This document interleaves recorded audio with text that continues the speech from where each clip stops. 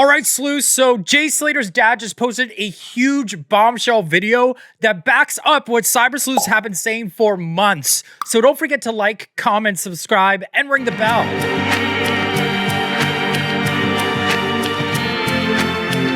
Warren just posted this video that shows the B&B Jay disappeared from, which was hosted by AYUB Kasim, a substance dealer whose nickname is Quack Quack.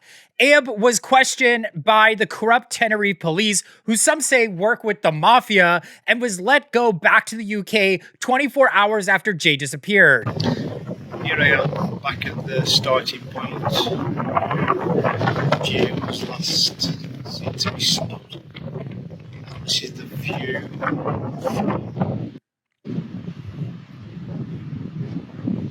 As you can see, the village.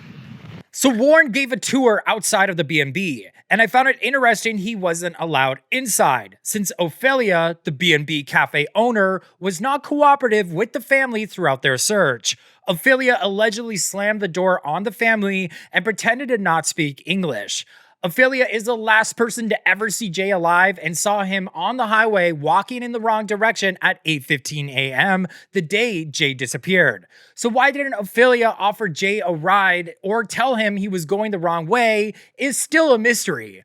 Many people feel Ophelia was paid off, and Sleuths revealed Ophelia is related to the owner of the B&B, Roman, the disgraced mayor of Tenerife who has ties to the criminal underworld. Private investigator Mark Williams Thomas spoke about. Roman was seen all over as the family was searching for Jay. Here he is standing outside near the ravine, and he was even at the rave where Jay disappeared. Sleuths also believe that they see Rocky and AYUB standing in the corner of the videos from the rave. I mean, there's allegedly AYUB wearing the same shirt he was pictured in.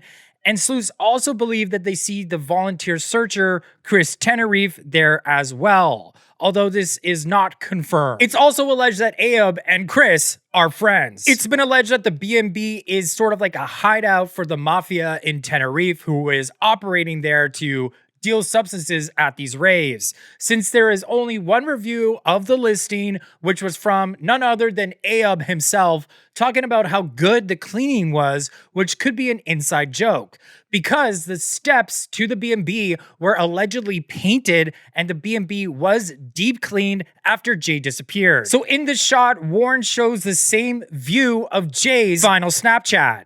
And it's interesting that the white car was switched out for a black one. More on that in a bit. So this final Snapchat is of the Masca village, which was towards Los Cristianos and in the right direction of Jay's hotel he shared with Lucy that Jay was trying to get to when he disappeared.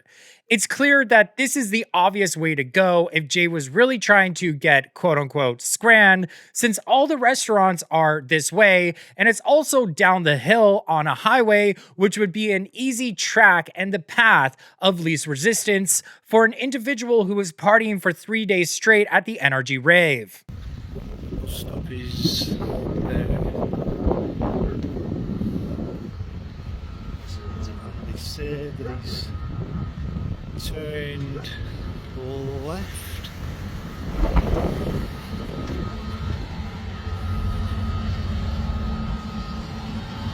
He has knocked on this door to the restaurant, asked what time the buzz is, and they say that he has walked up the hill.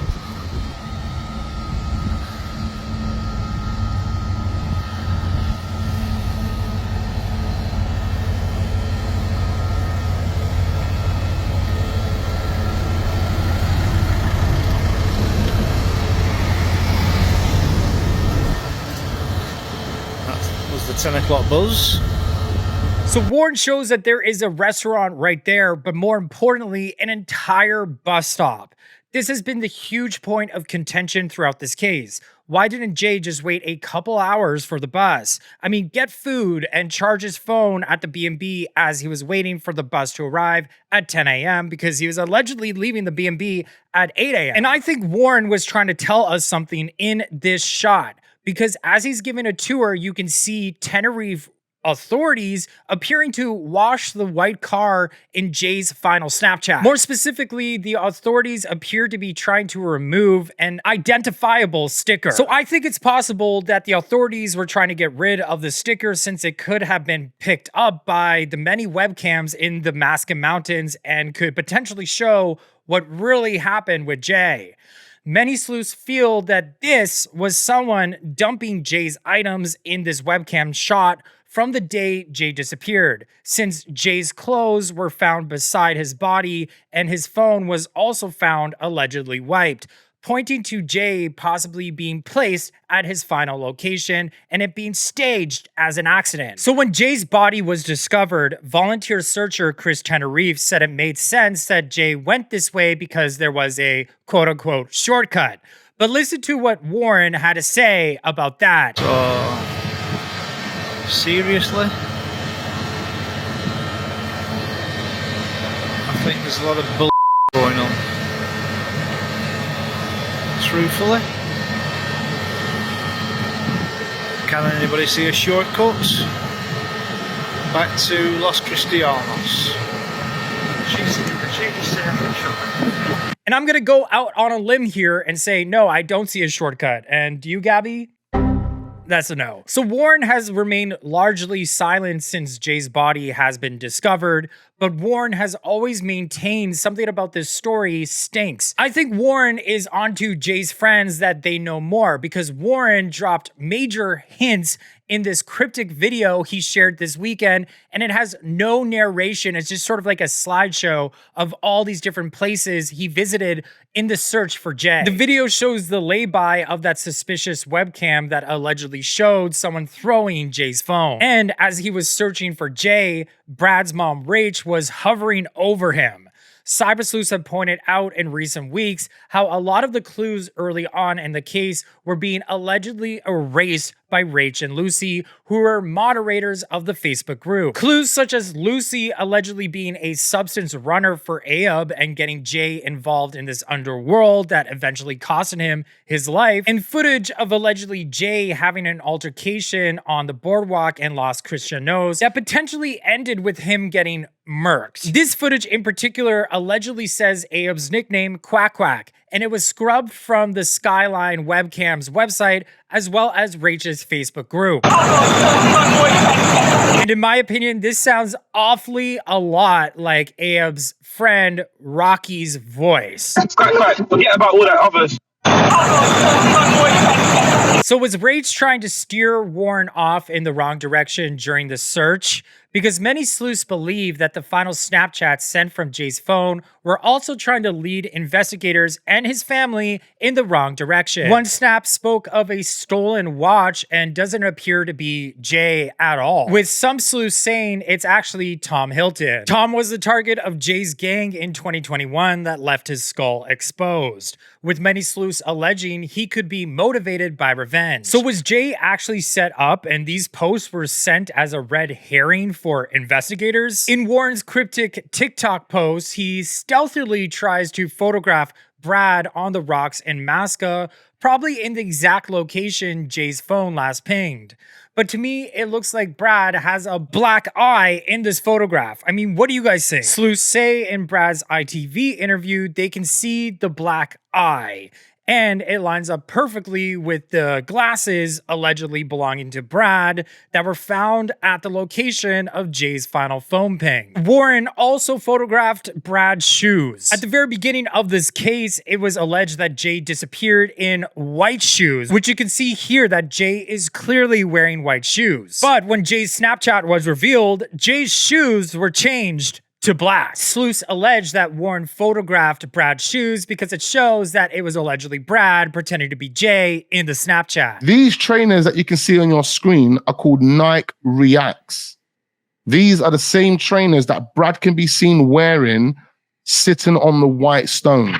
The front of these trainers look exactly the same as the trainers that the person would have been wearing with the red blanket. Maybe the ones in the photo with the guy wearing the red blanket are worn out a little bit. You know, he's had his feet in them a couple of weeks or a few months. But they're the same trainers in my opinion. Ones in the photo with the red blanket look identical to the Nike Reacts. the Night Reacts that Brad is wearing here in this video. And to me, it kind of looks like Warren was trying to take this photo of Brad in sort of like a stealth way because he didn't want Brad to know that he was on to him, because Brad very clearly, in my opinion, looks like he has black eyes in this shot, and he is somehow wearing the same shoes Jay was wearing in his final Snapchat. Screenshots have resurfaced of Brad very early on in the case, cracking and telling what really happened. Brad allegedly posted to Facebook revealing that the man seen with AYUB a week before Jay disappeared was someone by the name of Sonny Wilson,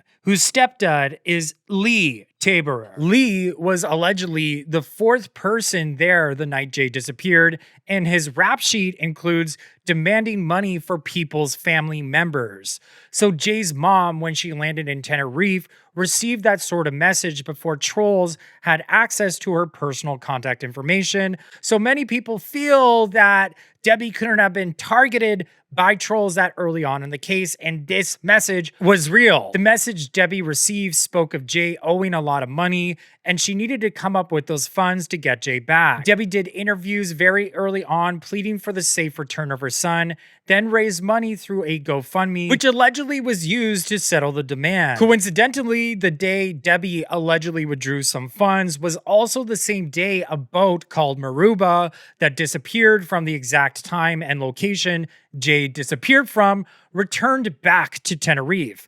So according to a Tenerife local, this boat was joined in the middle of the night by another boat, and they both took off together to the Masca Mountains to possibly plant Jay's body, because Jay's body was found shortly thereafter after an anonymous tip, and his remains were accessible by boat if you entered via the beach side of the ravine. And some of the footage scrubbed from Rach's Facebook group was CCTV of men running into the marina with boxes, which sleuths say are used to store organs. So the boxes the men are carrying look very similar to these ones. Debbie, in her exclusive Sun interview, suggests that some of Jay still needs to be taken back to the UK. They've got things that they've kept for the post-mortem in Tenerife that we're still going to have to arrange for repatriation again. So not all of Jay made it back to the UK. Some of it was still left behind in Tenerife. So did Jay have the same fate as the Belgian couple and Mike Mansholt, who had parts of them missing? It turns out Brad's cousin, Davis Hargreaves, was part of the group that targeted Tom Hilton. Jay allegedly cooperated with authorities, possibly ratting out his friends, and received a lighter sentence than Davis did. So Jay went to Tenerife to celebrate serving his time. And sleuths wonder if it is possible that Davis and Jay's friends teamed up with Tom Hilton to get revenge. It's also been revealed by You've Been Clipped on YouTube that Davis used to allegedly deal substances with AYUB. The day Jay disappeared, Tom posted this with a blue heart, which is huge foreshadowing of what's to come. It reads here, quote, "The boy's blue heart," end quote, posted on June 17th at 6:04. So this is making sleuths have a second look, and it kind of gives me chills. Sound off in the comments below, and don't forget to subscribe here. And thank you so much for all of your support. And if you made it this far, you deserve my email. That is josephmorriscontact@gmail.com. I'm working through all of your emails, I swear. And shout out to the people who bought some merch with Gabby on it, like my new friend Nina, who emailed me this amazing black shirt of Gabby on it. You inspired me to actually buy the shirt in black myself, and it's arriving in the mail. So Gabby is a little tired right now. She's actually in heat, and she's making all my other three boys go absolutely crazy for her. So now's our time to spend together. Really, this is why I film with her mostly, because she is a great private investigator, but it's our special time because the boys take up so much of my attention.